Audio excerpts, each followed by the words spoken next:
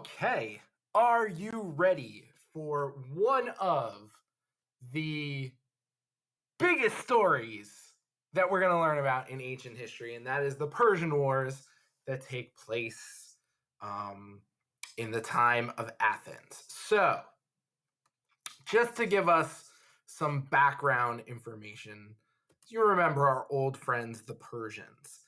They are the people that controlled the area from Egypt all the way to India. So all of this belonged to the Persians. Just in case you forgot, there's the Persians. So they control Egypt to India. That's kind of like what we have to remember. And then here's our new friends, the Greeks, and they're living the city-state life. Ooh, I zoomed in on Egypt. So all of this is Persia, and then even more far out, here's the individual Greek city-states. I said I wouldn't do it again, and then there's Sparta. This is Sparta. So, couldn't resist. So, here's the deal.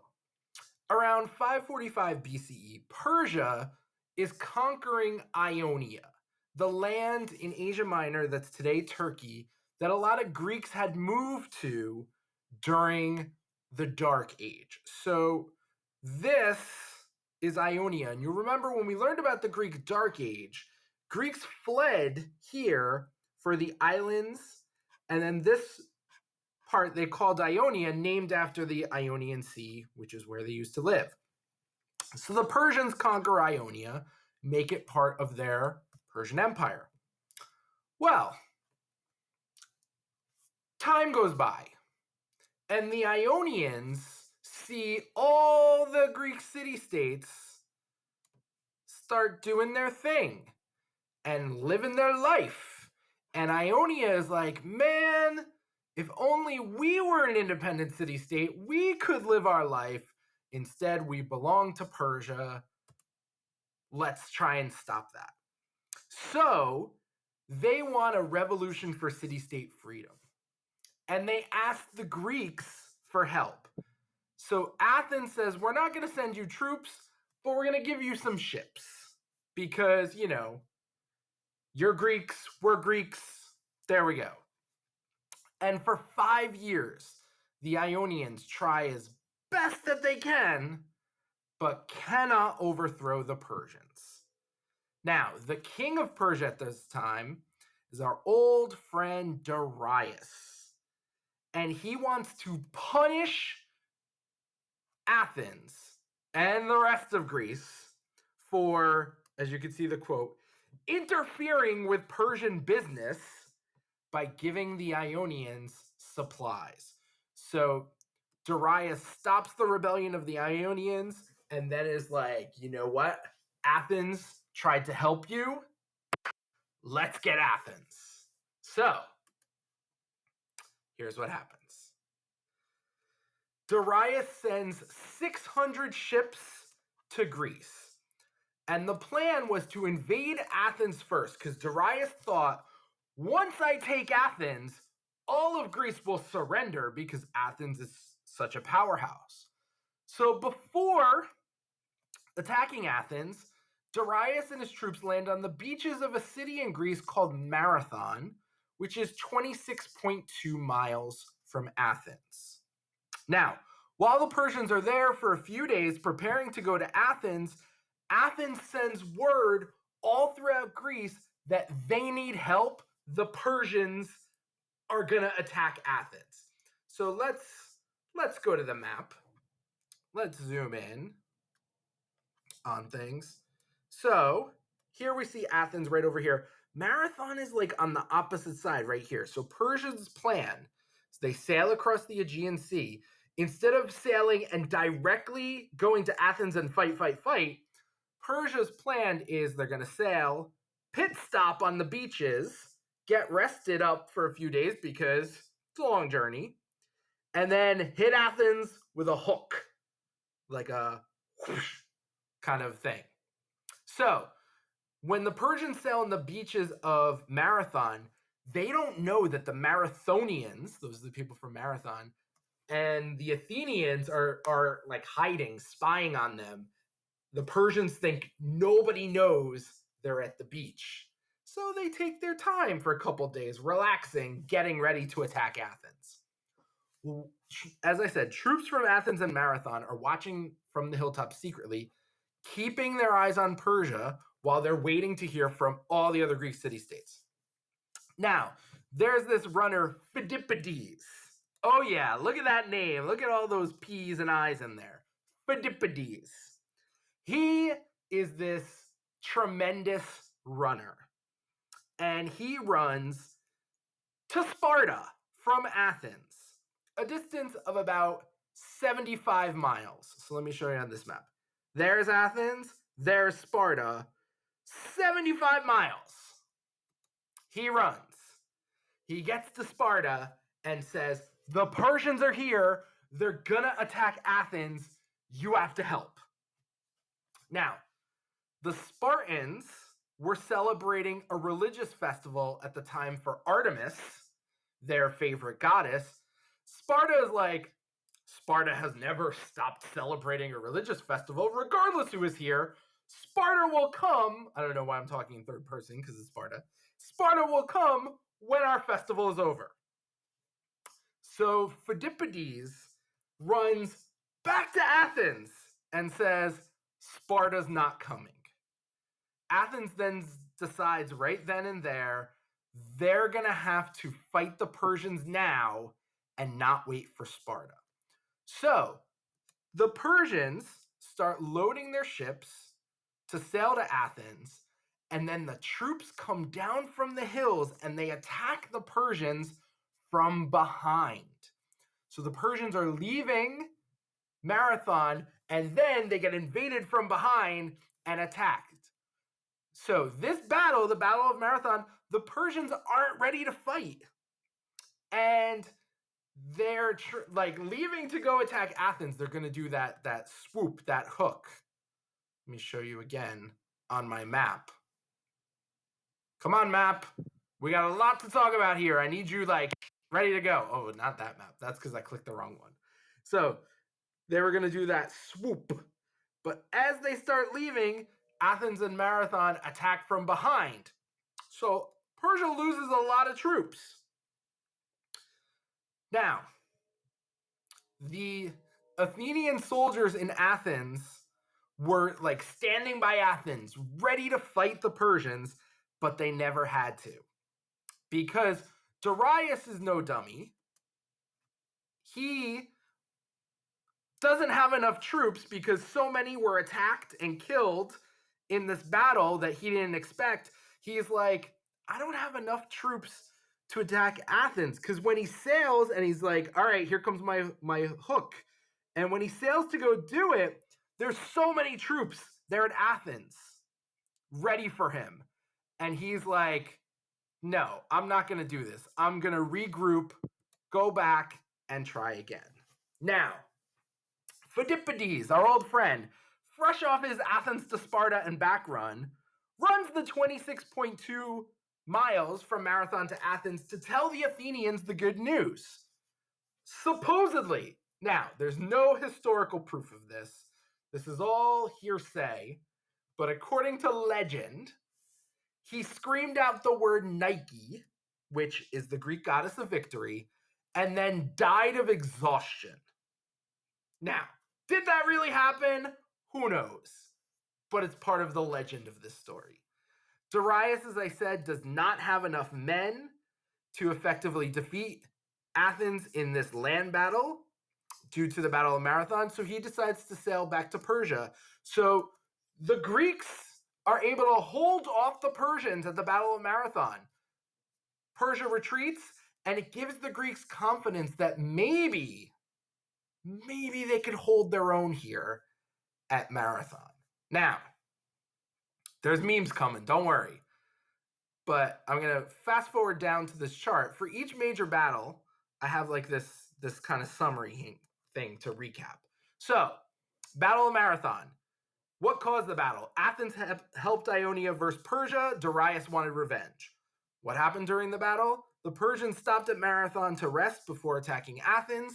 The Greeks attacked the Persians while leaving, which caused Darius to go back to Persia to regroup. The Greeks win this battle, and in terms of some effects, the Greeks gain confidence, like, you know what? Maybe we can stop Persia. Now, an interesting thing happens with Sparta. Sparta, when the battle is over, their religious ceremony is over, and they get to Athens, and actually they go to Marathon first. And they see all these dead Persian soldiers. And the Spartans say to the Marathonians, who did this? And Marathon is like, Athens. And Sparta's like, respect. So, let's get to the memes, shall we? There's some Marathon, Battle of Marathon type memes. All right, so let's get this going. This is one from the Joker movie. That's taking a long time to load, but you can see it here. So it says the Persian Empire and then the Battle of Marathon. This one here, it says run like Phidippides, finish like someone else because Phidippides died. And then this one here, Spartans when they realized they're needed for battle, but realize they're a religious festival. Yeah, I've got time.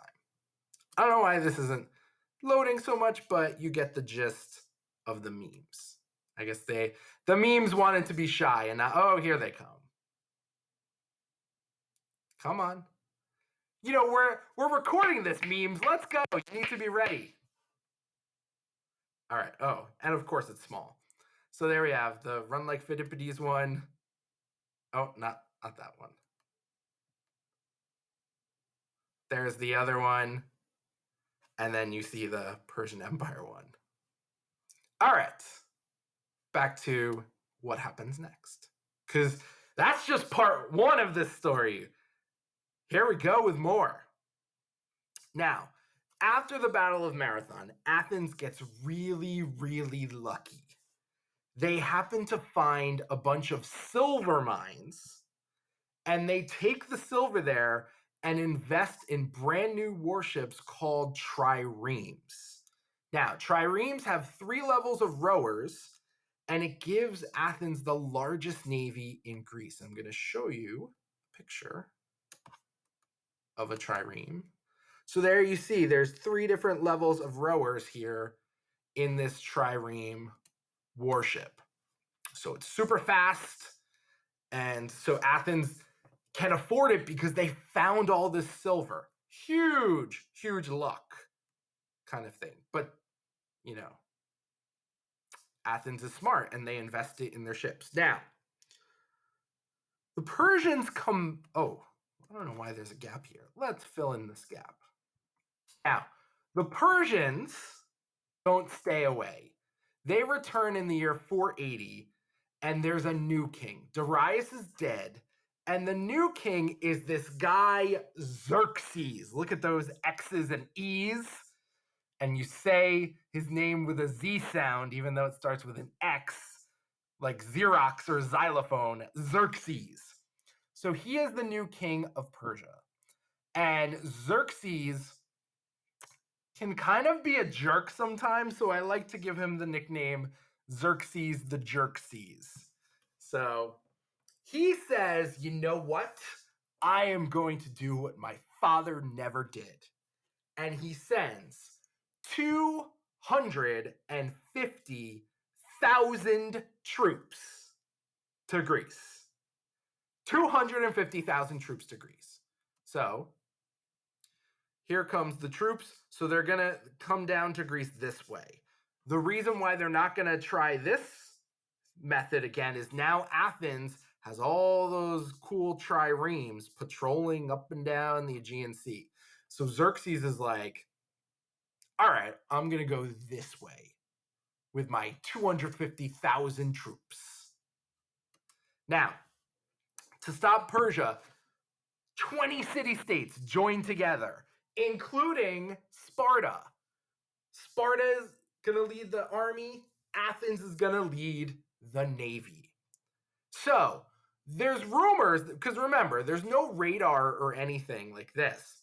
So rumors start spreading that there's Persian troops to the north up here. So Greece sends 7,000 troops north to go see how many Persian troops there are. Now, this 7,000 troops is like a little bit from each city-state. They have no clue how many soldiers that Persians brought. And they get to this very thin, narrow pass at a place called Thermopylae.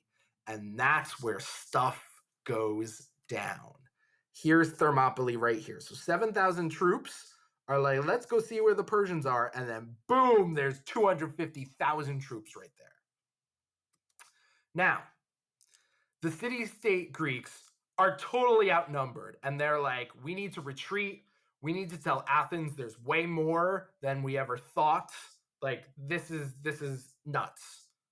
Now, 300 of those 7,000 troops are from Sparta. Sparta doesn't retreat. The 300 Spartans are like, we came to fight. We're going to fight them. Now, 700 other Greeks decide, we're with you, Sparta. The other 6,000 troops are like, Sparta and you 700 other people, you're crazy. We're going south to warn Athens about the Persians and get ready for annihilation, which means like ultimate destruction. Basically, these Greeks are like, oh my gosh, we're all going to die. So 300 Spartans and 700 Greeks are like, nope, we're staying to fight. Now, this leads to an epic showdown called the Battle of Thermopylae.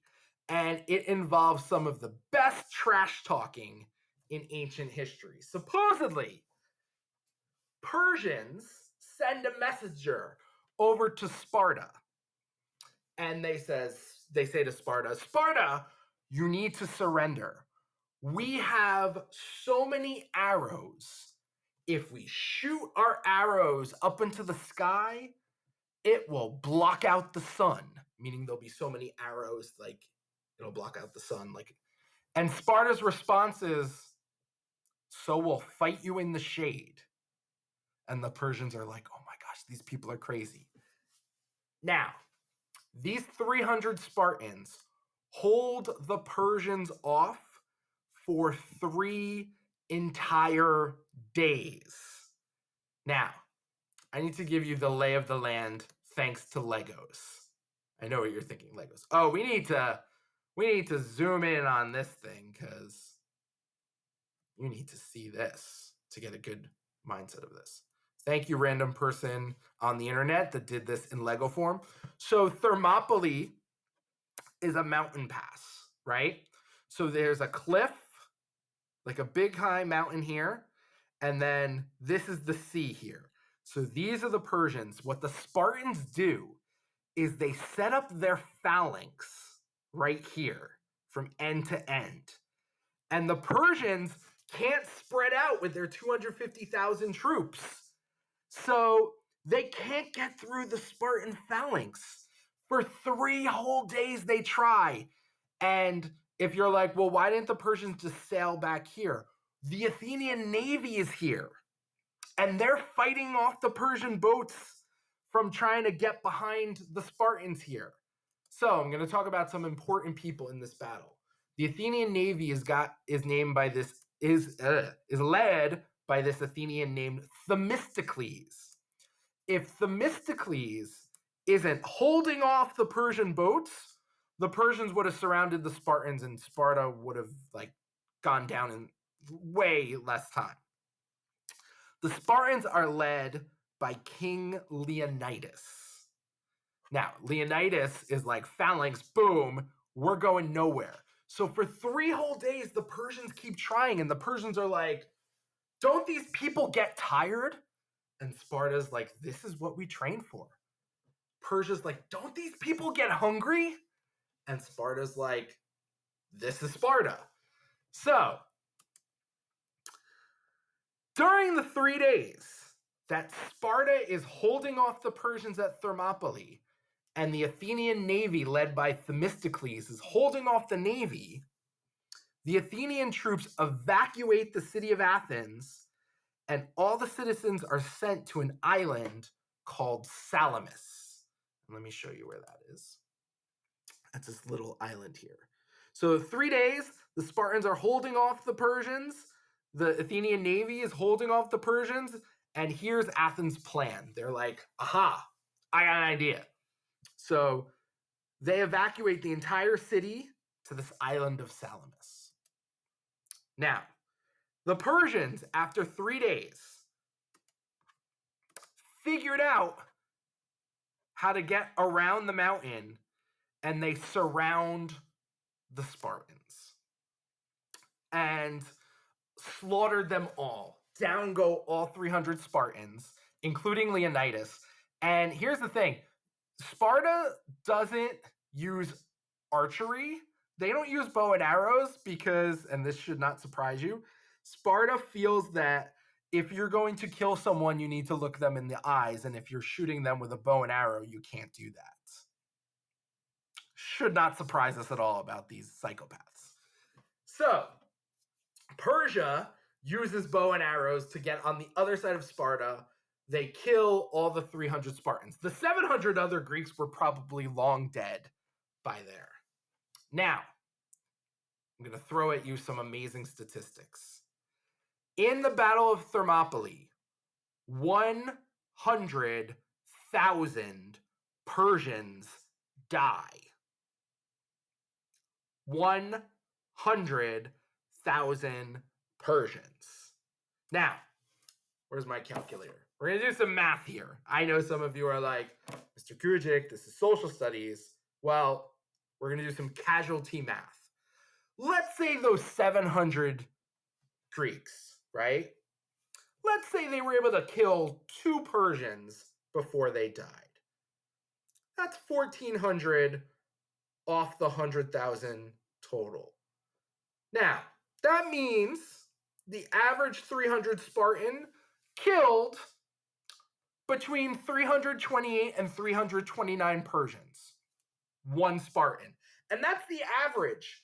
1 Spartan might have killed like 5, and another Spartan might have killed like 1,000. It's insane. But here's the thing. The Persians win this battle. They kill those 300 Spartans, but they lost a lot of troops doing it. 100,000 Persians are dead. When the Persians got to Athens, they saw the city abandoned, so they decided to burn Athens to the ground. So, the Persians come down from Thermopylae. They get to Athens. Nobody's there because they're all hiding on the island of Salamis. So the Persians burn Athens to the ground. Oh, let's check out some memes, right? Meme time. Oh, let's zoom out of here. That's too much. Okay. So, where's my Thermopylae? Oh, do I know? Oh, that's for Salamis. That's coming. Oh, but let me show you this. So, as you learned about Sparta, there's only 2 kind of people that get memorials. Women that die in childbirth and men that die in war. And it's really hard to see here. There's a little bit of Greek writing here. This is a monument that the ancient Spartans made. It's still there. And basically all it says is, go from here and tell that we the Spartans fell. Basically like, tell everybody what Sparta did here for this. Okay, now, the Greek navy, led by Themistocles, lures Persia after Persia burns Athens to the ground. They lure Persia into a very narrow strait between Athens and Salamis, and this starts the Battle of Salamis. The Persian ships can't enter all at once, so the Greeks were able to take them out a few at a time. The Persian ships are larger and not as fast, so the Greeks are able to defeat the Persian fleet. So, let me go up here, show you this. So here's Salamis. here's the Greeks, here come the Persians. They get trapped by the Greeks and they have nowhere to go. And the Greeks are able to take them off one by one. Now, this is a huge mistake by Xerxes, because had Xerxes known that all of Athens was on the island of Salamis, he could have just taken his navy and surrounded Salamis, and then down goes Athens. Like, because they'd have no food, no supplies, nothing. And this next meme comments about that. So, it's loading. So basically you see, my memes are just so slow today. There we go.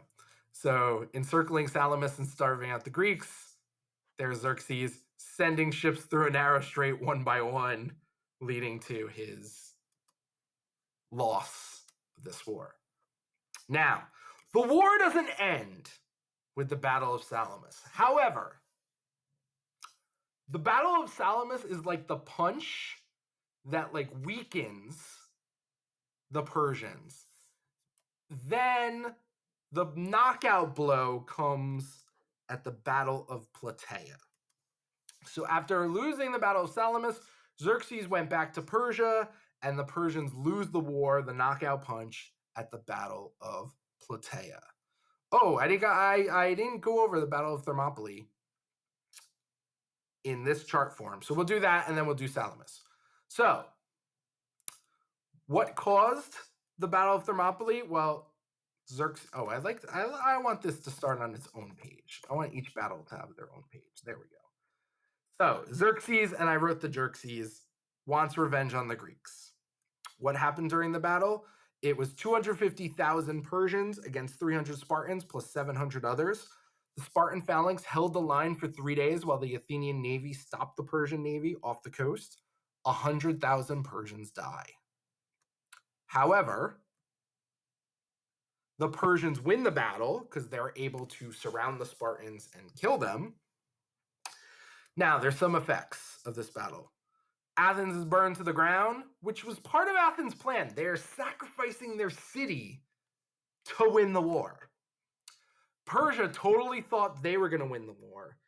And even today, militaries around the world study this battle for inspiration, because the reason the 300 Spartans are so famous is it's a lesson in that when you know you might die in a war, yet you're still willing to fight so that other people can live.